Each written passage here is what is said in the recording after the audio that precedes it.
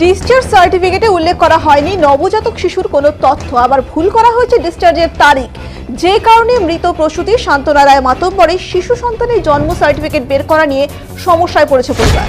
এদিন শান্তনার মৃত্যুর বিষয়ে তদন্ত কমিটির রিপোর্ট জানতে এসে জলপাইগুড়ি সরকারি মেডিকেল কলেজে এমনই অভিযোগ করেছে পরিবার। কেবল তাই নয়, ঘটনা তদন্ত নিয়েও প্রশ্ন তুলেছে পরিবার। তাদের বক্তব্য, বলা হয়েছিল তদন্তকারী দলের সদস্যরা পরিবারের সাথেও কথা বলবে, কিন্তু 10 দিন পার হয়ে গেলেও রিপোর্ট দেওয়া তো দূরের কথা, এখনো পর্যন্ত অভিযোগ নিয়ে পরিবারের সাথে যোগাযোগ করা হয়নি।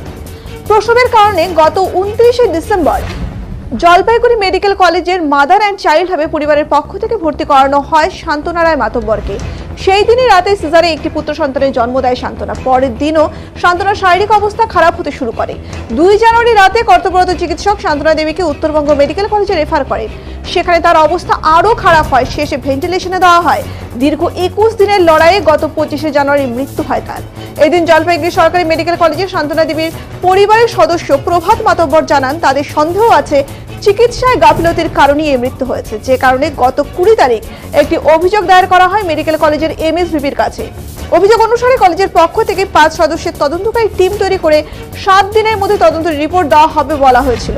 তার আগে ওই টিমের পরিবারের বক্তব্য লিপিবদ্ধ করা হবে, কিন্তু এখনো পর্যন্ত পরিবারের সাথে যোগাযোগ হয়নি।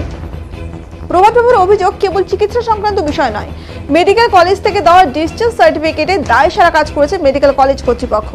তিনি জানান, শান্তনা দেবীর শারীরিক অবস্থার অবনতির কারণে উত্তরবঙ্গ মেডিকেল কলেজে রেফার করা হয় জানুয়ারি মাসের 2 তারিখে, অথচ ডিসচার্জ সার্টিফিকেটে ডিসেম্বরের 3 তারিখ উল্লেখ করা হয়েছে।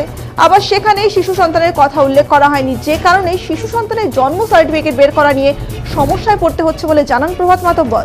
এই বিষয় নিয়ে জলপাইগুড়ি সরকারি মেডিকেল কলেজের এমএসভিপি ডক্টর কল্যাণ খাঁর সঙ্গে যোগাযোগ করার চেষ্টা করা হলে তিনি ফোন ধরেননি।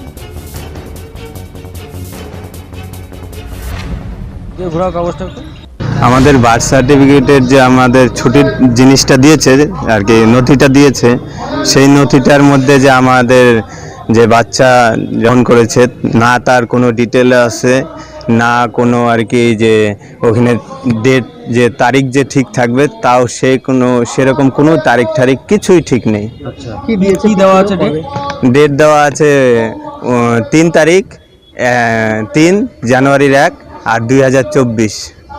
আচ্ছা আচ্ছা, আর ভর্তি করেছিলেন কবে? ভর্তি করেছিলাম 29/12/24। আচ্ছা, এই হচ্ছে ব্যাপার। তাহলে এখন কি সমস্যা হচ্ছে? এখন জন্ম সার্টিফিকেট এই নথিটা দিচ্ছে না, আমাদের যে জন্ম সার্টিফিকেট হবে সেই নথিটা দিচ্ছে না।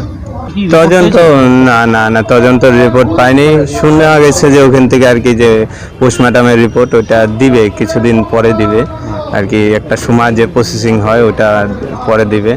আর যে এখানে যে কমপ্লেন দেওয়া হয়েছিল তারপর এই পর্যন্ত কোনো জবাব আসে না এখান থেকে। জলপাইগুড়ি মেডিকেলের পক্ষ থেকে বলা